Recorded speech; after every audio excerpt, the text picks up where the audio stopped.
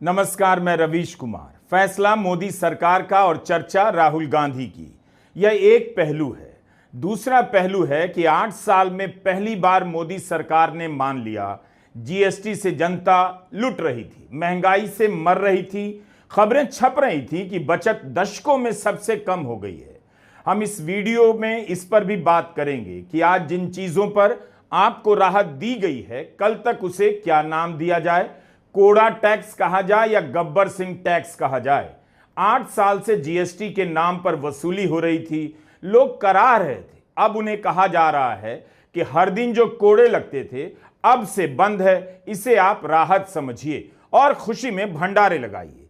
लोगों की जेबें खाली हो गईं, उनका दिवाला निकल रहा है, तो अब कहा जा रहा है दिवाली का गिफ्ट दिया जा रहा है। 8 साल से मोदी सरकार जीएसटी के जिस रेट का बचाव कर रही थी, 8 साल से वह ढांचा ध्वस्त हो गया। इसका मतलब है कि बहुमत और अहंकार के दम पर एक गलत फैसले का बचाव किया गया और देश की जनता ने इसकी कीमत अपनी जेब से चुकाई। किस किस ने जीएसटी के पुराने स्लैब का बचाव किया?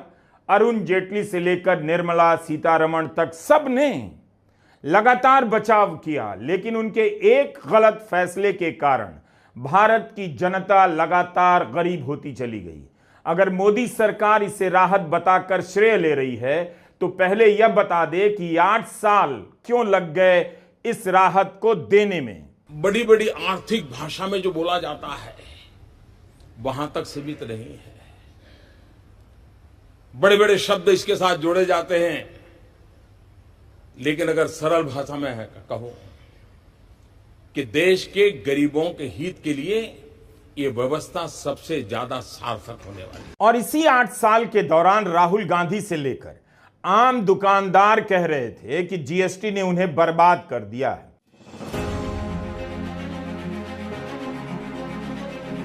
ये अच्छा एक्सपीरियंस दिया आपने मुझे। ये चाहिए टमाटो केचप चाहिए। ये नहीं चाहिए, ये सर। चलो ये आ गया। और बिस्किट से बस तिल नहीं है। एंड जीएसटी का क्या इफेक्ट पड़ा आप पे? तो आप सारा मुद्दा उठाते ही हैं, बट आप पे क्या इफेक्ट पड़ा एग्जैक्ट? नहीं है। जब वैट सिस्टम था उससे 4 टाइम्स हम टैक्स दे रहे हैं। हमारे को इतनी ज्यादा वो कॉम्प्लाइंसेस हैं उनके कि सारा आधा टाइम तो हमारा रिटर्न्स भरने में ही चला जाता है। अब इस फैसले को जीएसटी काउंसिल का बताकर आप राज्यों के बीच सहमति पर नहीं थोप सकते कि अब सहमति हुई है। अगर राज्यों की काउंसिल को ही फैसला लेना था तो उसके फैसले से पहले लाल किले से प्रधानमंत्री मोदी इसकी घोषणा नहीं करते।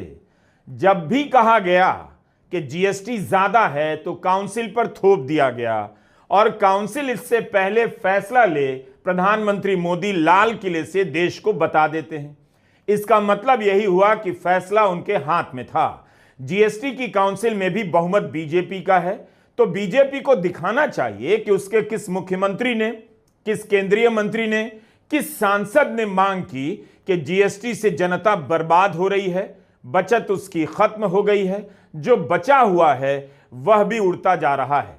इस टैक्स ने जनता को किस किस स्तर पर कंगाल किया, अभी इसका हिसाब जनता भी नहीं लगा पा रही है। जब लगाएगी तब पता चलेगा।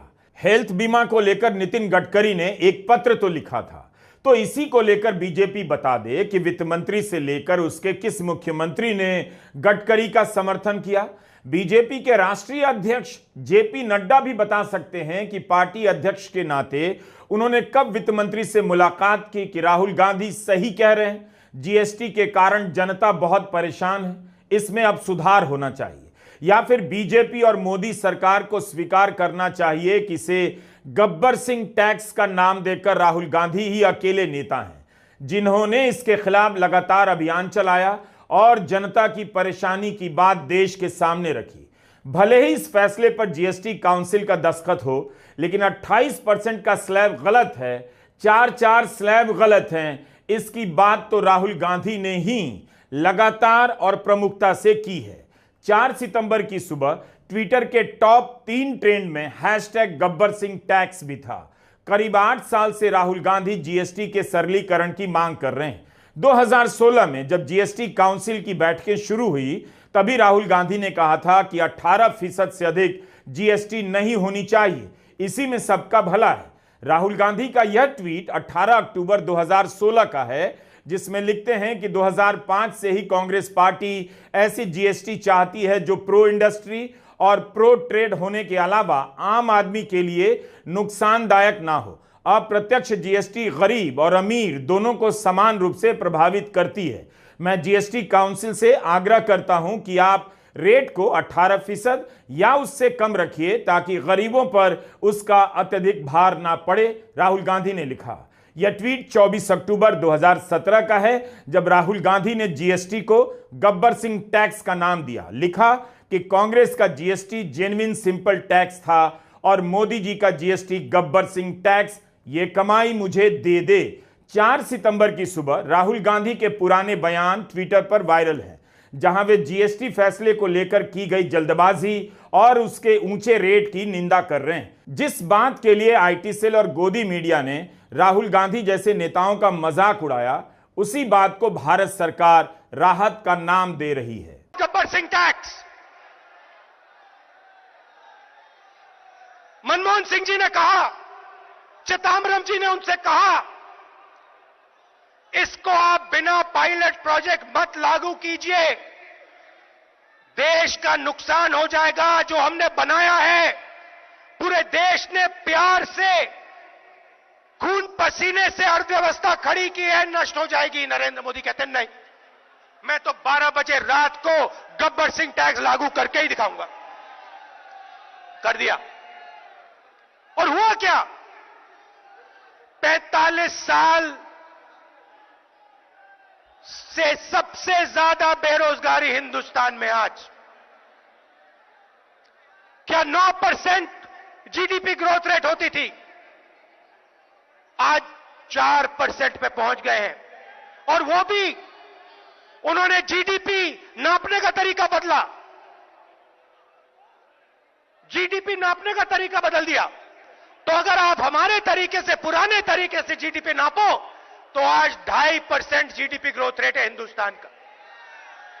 भाई और बहनों, हिंदुस्तान के सब दुश्मन,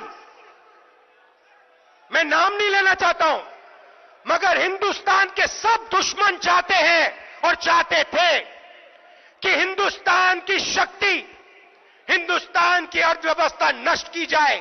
और वो काम दुश्मनों ने नहीं किया, वो काम हमारे प्रधानमंत्री ने किया। सोशल मीडिया में राहुल गांधी के कई सारे बयान आप देख सकते हैं, जिसमें वे संसद में, प्रेस के सामने, जनता के बीच रैलियों में बोल रहे हैं कि मोदी सरकार ने जीएसटी के इतने रेट लगाकर देश की कमर तोड़ दी है। मोदी सरकार पर विपक्ष की राजनीति का असर नहीं होता। आपने देखा ही, वोट चोरी का गंभीर आरोप लगा, चुनाव आयोग ने अपनी तरफ से कोई जांच नहीं की। जो प्रेस कॉन्फ्रेंस हुई उसमें किसी सवाल का ठोस जवाब नहीं मिला, ना आयोग इसकी परवाह करता नजर आया, और ना मोदी सरकार के भारत माता की जमीन पर वोट चोरी कैसे हो सकती है। किसी को किसी बात से फर्क नहीं पड़ता। इस दौर में लगातार जीएसटी के खिलाफ 8 साल तक बोलते रहने वाले राहुल गांधी अकेले नेता कहे जा सकते हैं। इसका मतलब है देश की अर्थव्यवस्था को लेकर उनकी समझ 1 दशक से ज्यादा समय से सरकार में बैठे लोगों से कहीं ज्यादा बेहतर थी।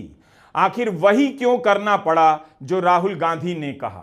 नोटबंदी और गलत जीएसटी ये कानून नहीं है, ये हथियार है। ये गरीबों को चोट पहुंचाने के, छोटे बिजनेस वालों को, स्मॉल और मीडियम वाले बिजनेस वालों को चोट पहुंचाने के हथियार है। और इनका लक्ष्य हिंदुस्तान के अरबपतियों का फायदा करवाना, और जो आपका है, छोटे दुकानदारों का है, स्मॉल और मीडियम बिजनेस वालों का है, वो उनसे छीनकर हिंदुस्तान के सबसे बड़े उद्योगपतियों को दिलवाने का है। 1 जुलाई 2017 को जीएसटी लागू होती है। उसके पहले से जीएसटी काउंसिल की बैठक शुरू हो गई थी और अब तक 55 बैठक हो चुकी थी। इन बैठकों में 2 स्लैब करने का फैसला क्यों नहीं किया गया? 56वें बैठक में कैसे ध्यान आया कि जनता की जेब में पैसा नहीं बचा, बाजार में दम नहीं रहा, लोग खरीद नहीं पा रहे। बहुत सारे आंकड़े आए इस दौरान, फिर भी सरकार ने जीएसटी को बड़ा कारण कभी नहीं माना। जब भी जीएसटी पर सवाल उठा, आंकड़ा दिया जाने लगता था कि इस बार 1 लाख करोड़ की वसूली हो गई, तो मई में 1.25 लाख करोड़ की वसूली हो गई। हर वसूली पर सरकार और गोदी मीडिया जश्न मनाया करता था। वित्त मंत्री निर्मला सीतारमण ने साफ किया है कि इस फैसले की तैयारी 1.5 साल से चल रही थी। इसका अमेरिका के टैरिफ से कोई लेना देना नहीं। तब भी यह सवाल उठता है कि अमेरिका द्वारा लगाए गए 50% के टैरिफ के 1 हफ्ते के भीतर यह घोषणा क्यों कर दी गई। भारत में खरीदार नहीं, यह बात सब जानते हैं। पहले से कम कमाई, सैलरी नहीं बढ़ने और टैक्स के ऊपर टैक्स लगाते जाने से जनता के पास कुछ बचा नहीं है। इस राहत से भी कितना फायदा दिखेगा आप तुरंत दावे नहीं कर सकते। बचत एक दिन में नहीं बनती, कई साल लगते हैं। आपने तो कई साल की बचत को उड़ा दिया, टैक्स लगा लगाकर अब राहत देने की बात कर रहे हैं। इसलिए अमेरिका जो माल नहीं जाएगा या दूसरे देशों में नहीं जाएगा, उसे खरीदने की ताकत जनता में नहीं है। यह बात कोई जानता है और स्वीकार कर रहा है। इससे जो आर्थिक नुकसान होगा टैरिफ से, सरकार चाहती है कि उसकी भरपाई अपने मार्केट से हो, लेकिन लोगों के हाथ में कुछ भी नहीं। उसे खरीदने के लिए भारत की जनता के हाथों में पैसे देने हों। हालांकि पेंसिल और कॉपी तो अमेरिका निर्यात नहीं की जा रही थी, लेकिन इनके दाम कम होंगे तभी तो लोगों के हाथ में 2 पैसे आएंगे। अगर इस दिवाली के लिए जीएसटी के 2 स्लैब तोहफा है, तो पिछली 8 दिवालियों में क्या हुआ? क्या लूट चल रही थी? कई लाख करोड़ जीएसटी वसूली जा चुकी है। अचानक आपने कम कर दिया, इसका मतलब है इसे कम किया जा सकता था। इस 8 साल में जनता की जेब खाली होने दी गई। उसकी भरपाई जीएसटी के 2 स्लैब करने से एक झटके में नहीं होने वाली। किसी ने परवाह नहीं की कि पेंसिल और कॉपी पर 12% जीएसटी लग रही है। इसका गरीब मां बाप पर क्या असर पड़ेगा? 8 साल से 12% जीएसटी लेने के बाद क्या सरकार कह सकती है उसने राहत दी है? क्या यह राहत है? अगर अब राहत दी गई है तो वो क्या था जो पिछले 8 साल से किया जा रहा था? यहां तक कि परीक्षा के फॉर्म भरने पर भी जीएसटी अलग से लगाई गई। छात्रों के लिए फॉर्म भरना महंगा हुआ। इस तरह से लोगों की जेब से जहां जहां से पैसे निकल सकते थे, टैक्स लेने के बाद जीएसटी के कारण निकाले जाने लगे।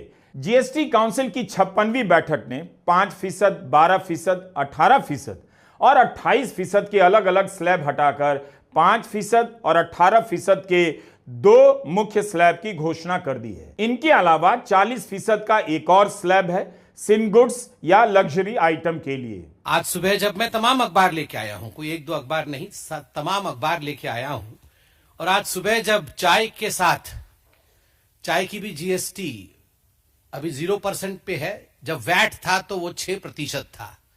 तो चाय की चुस्कियों के साथ जिस चाय का रेट 6% वैट से कम होके 0% जीएसटी पे आज स्थापित हुई है, उस चाय की चुस्की के साथ जब सारे अखबार पढ़े गए तो अखबार की हेडलाइंस आज कमाल के हैं। सबके चेहरे पर मुस्कान लाने वाला हेडलाइन है, जीएसटी रेट्स कम हुए हैं।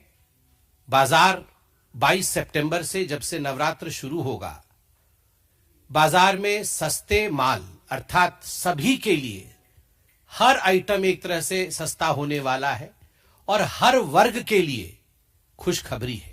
आज गोदी मीडिया इस फैसले पर जश्न मनाएगा, लेकिन क्या वो अपनी लाइब्रेरी से उन बहसों को निकाल कर दिखा सकता है कि बीमा के प्रीमियम पर जीएसटी लगने से लोग जब बीमा नहीं करा रहे थे या बीमा बंद कर दे रहे थे, तब गोदी मीडिया में कितनी बहस हुई, वह लोगों की समस्याओं को किस तरह से उठा रहा था, सरकार को घेर रहा था। 4 अगस्त 2024 को पश्चिम बंगाल की मुख्यमंत्री ममता बनर्जी ने वित्त मंत्री निर्मला सीतारमण को एक पत्र लिखा था कि जीवन बीमा और स्वास्थ्य बीमा पर 18% जीएसटी अन्याय है, अगर नहीं हटाया गया तो हम सड़कों पर उतर जाएंगे। ममता से पहले अगस्त 2024 में नितिन गडकरी ने भी वित्त मंत्री को पत्र लिखा कि स्वास्थ्य और जीवन बीमा पर 18% जीएसटी हटाया जाना चाहिए। तब कहा गया कि मोदी सरकार को कम सीटें मिली हैं, इसलिए सरकार के भीतर बगावत होने वाली है। बाद में चर्चा चलती रही, लेकिन अब जाकर स्वास्थ्य और जीवन बीमा से जीएसटी को पूरी तरह खत्म किया गया है। Insurance services from 18% currently will go into 2-3 different categories. I'll say that to you. Exemption of GST on all individual life insurance policies, whether term life, ULIP, or endowment policies, and reinsurance thereof, to make insurance affordable for common man and increase the insurance coverage in the country.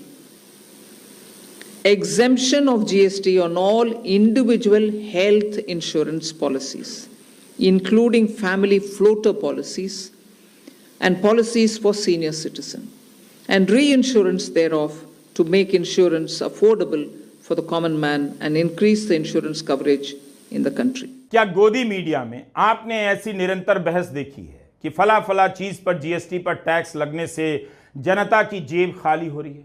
आज भी इसे लेकर राहुल गांधी अगर press conference कर दें तो कई गोदी चैनलों पर उसका सीधा प्रसारण नहीं किया जाएगा। हमने 24 दिसंबर 2024 को जीएसटी को लेकर एक वीडियो बनाया कि जीएसटी कितना जीएसटी।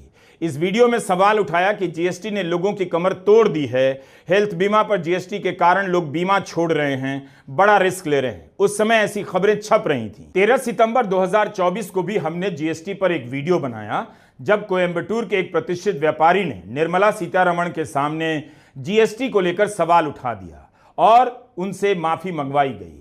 उसका वीडियो बीजेपी के संयोजक ने पब्लिक किया, खुद वायरल किया, ताकि संदेश जाए कि देखो बोलने पर सबका यही हाल होगा। अगर जीएसटी को लेकर बोलने की कोशिश की गई तो इसी तरह माफी मांगनी पड़ेगी। श्रीनिवासन की याद इसलिए दिला रहा हूं ताकि आप समझ सकें कि अगर राहुल गांधी का अन्नपूर्णा होटल होता तो जीएसटी को गब्बर सिंह टैक्स कहने पर जेल भेज दिए जाते और होटल बंद हो जाता। वही बात जो राहुल कह रहे थे अन्नपूर्णा होटल के चेयरमैन ने दूसरे तरीके से कही और उनसे माफी मंगवाई गई। इस वीडियो में आप देख सकते हैं कि अन्नपूर्णा होटल समूह के चेयरमैन श्रीनिवासन खड़े होकर वित्त मंत्री से माफी मांग रहे हैं और वित्त मंत्री कितनी उदारता विनम्रता से बैठी हैं। बीजेपी ने ही इसे लीक किया। बाद में जब हंगामा मचा तो इस पर माफी मांगने आए दूसरे नेता, तमिलनाडु में पार्टी के उपाध्यक्ष के अन्नामलाई। उन्होंने कहा अनजाने में गोपनीयता भंग हो गई। श्रीनिवासन के बारे में कुछ नहीं कहा कि माफी मांगनी पड़ी, यह गलत हुआ। वित्त मंत्री का इस पर कभी कोई जवाब नहीं आया। यह भी नहीं बताया गया कि अन्नपूर्णा के चेयरमैन श्रीनिवासन ने जब माफी मांगी तब वित्त मंत्री ने उन्हें रोका क्यों नहीं। जीएसटी के अब 2 ही स्लैब होंगे, 5%, 18%, एक तीसरा 40% भी है। इसमें कारें हैं, खाने पीने की ऐसी चीजें हैं जो आपके स्वास्थ्य पर विपरीत असर डालती हैं। इन्हें सिन कहा गया है, मतलब इनका सेवन गुनाह है, जैसे तंबाकू या शराब। अब आपने यह भी नोट कर लिया होगा, रोज के खर्चे अब होंगे सस्ते।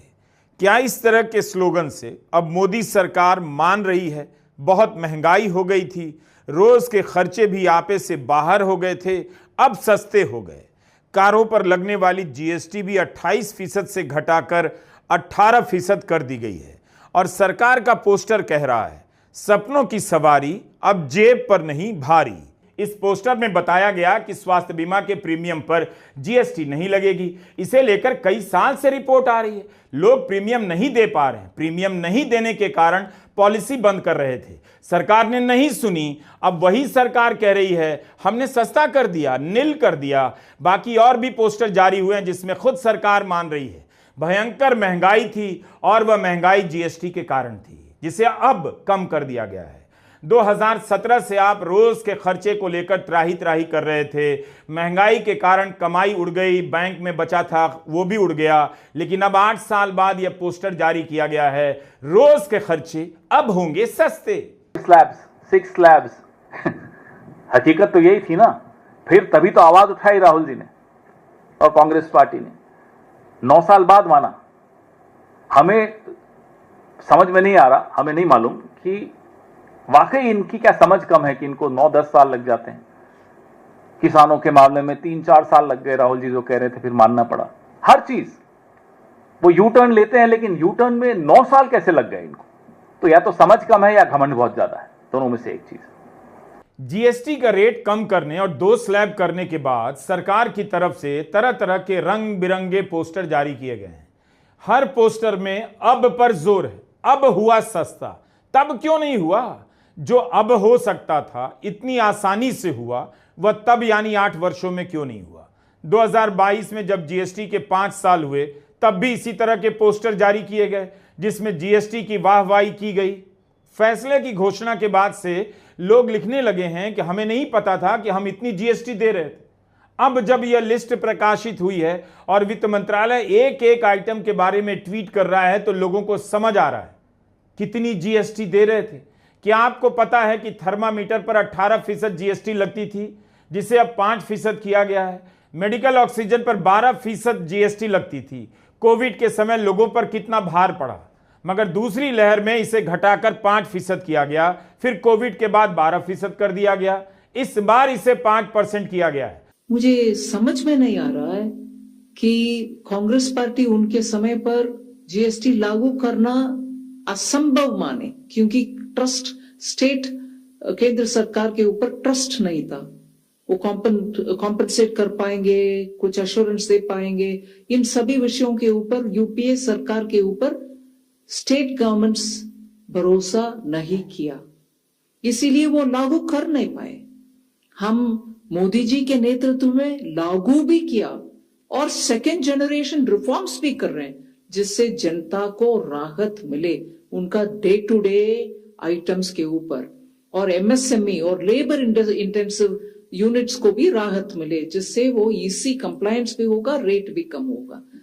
कांग्रेस पार्टी को मैं कैसे क्या शब्द उपयोग करूं, उनके माइंड तैयार करें।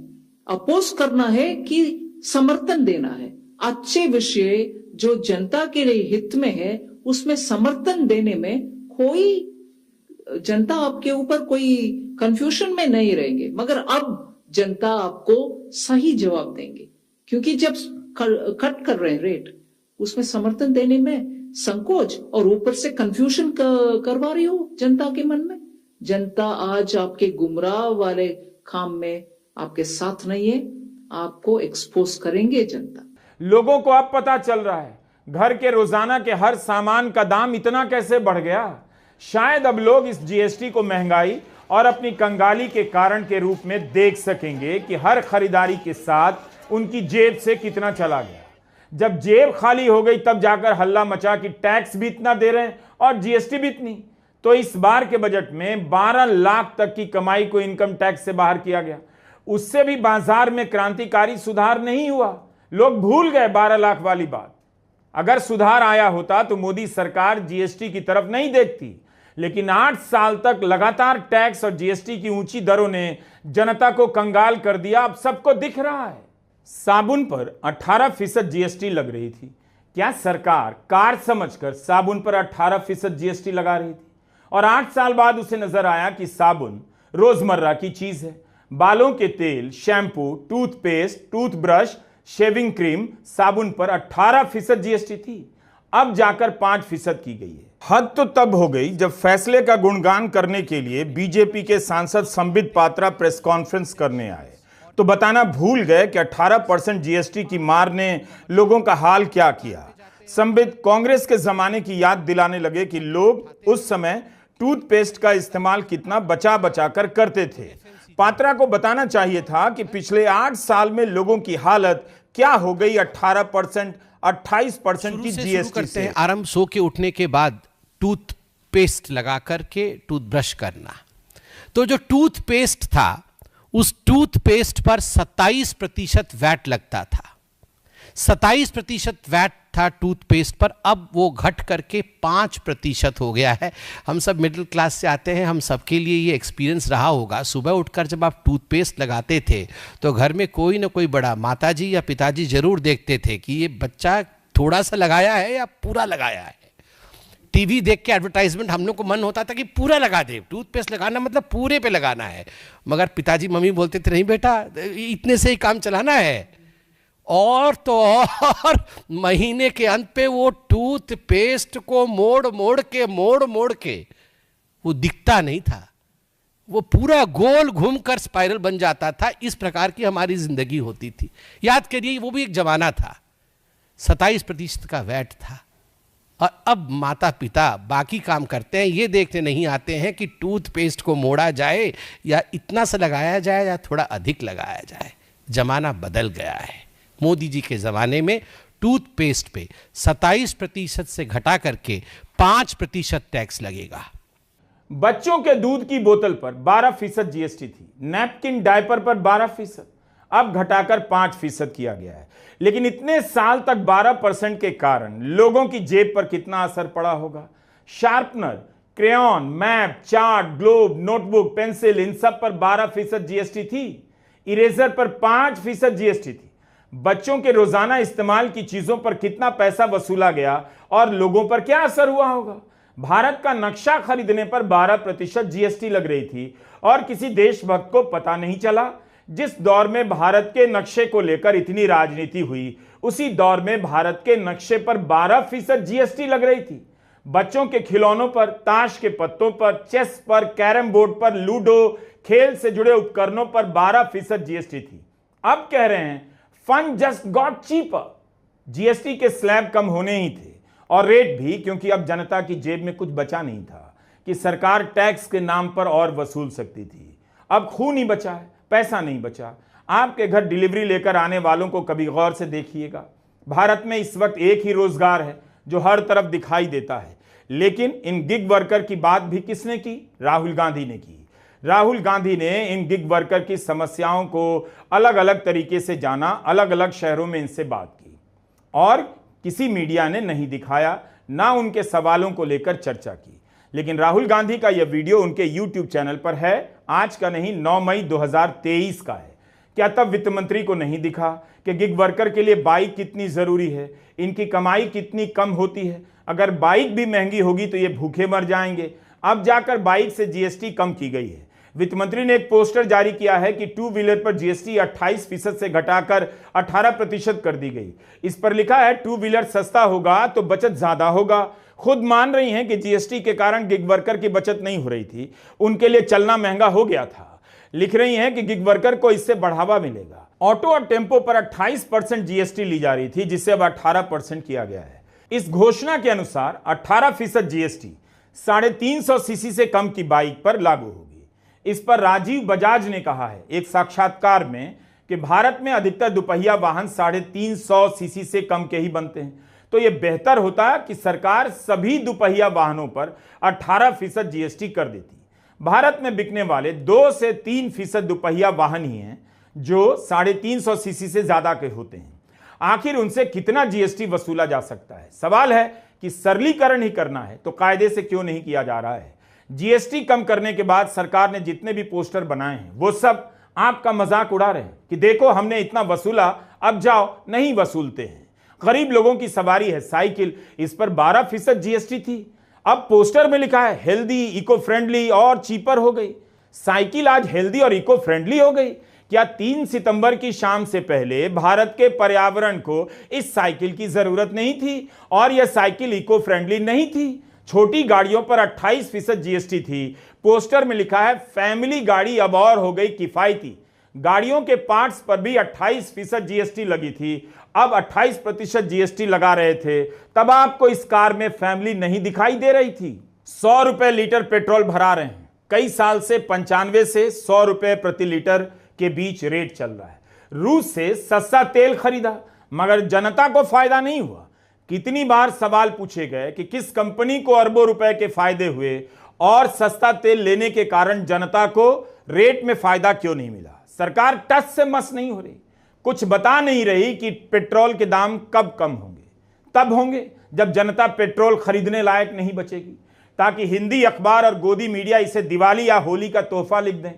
किसी भी सरकारी सुविधाओं की तरफ नजर उठाकर देखिए, आपको पता चल जाएगा कि टैक्स का पैसा किसके पास जा रहा है, किस तरह से खर्चा हो रहा है। सड़कों की बात कर लीजिए, पुलों की बात कर लीजिए, सरकारी कॉलेजों अस्पतालों की बात कर लीजिए, चारों तरफ इंफ्रा के नाम पर कबाड़ का समंदर नजर आएगा और लूट का मंजर। इतना टैक्स वसूला गया कि जनता के पास अब कुछ बचा नहीं। बताइए, इसे इंडियन ब्रेड कहा जा रहा है, क्या यह रोटी कल तक इंडियन नहीं थी? पराठा पर 18% जीएसटी लग रही है। आज पराठे को भारतीय होने का गौरव प्राप्त हुआ है और अब इससे जीएसटी से मुक्ति मिली है। खाखरा, सादी रोटी को भी जीएसटी के आतंक से मुक्ति दे दी गई। क्या कल तक मोदी सरकार इस तरह के पोस्टर जारी कर सकती थी कि पराठे पर 18% जीएसटी लगा रहे हैं? इससे जनता को फायदा हो रहा है क्योंकि ये इंडियन ब्रेड है। लेकिन आज जब कम किया गया तो बताया जा रहा है जनता को राहत होगी। सवाल है कि अगर यह फैसला राहत है तो कल तक क्या था?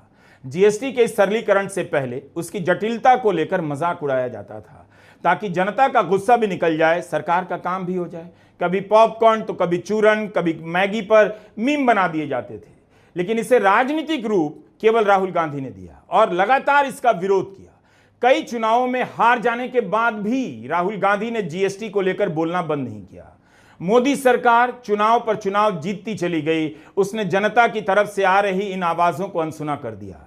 कमाई पर टैक्स, कुछ भी खरीदो उस पर टैक्स, इनकम टैक्स के आधे के बराबर जीएसटी में टैक्स लग रहा था। मोदी सरकार ने 3 सितंबर की रात यह बात मान ली कि जनता पर लंबे समय से जो महंगाई थोपी गई उसने थोपी थी, अब वह राहत दे रही है, तोहफे दे रही है, तो तोहफा कबूल कीजिए। नमस्कार, मैं रवीश कुमार।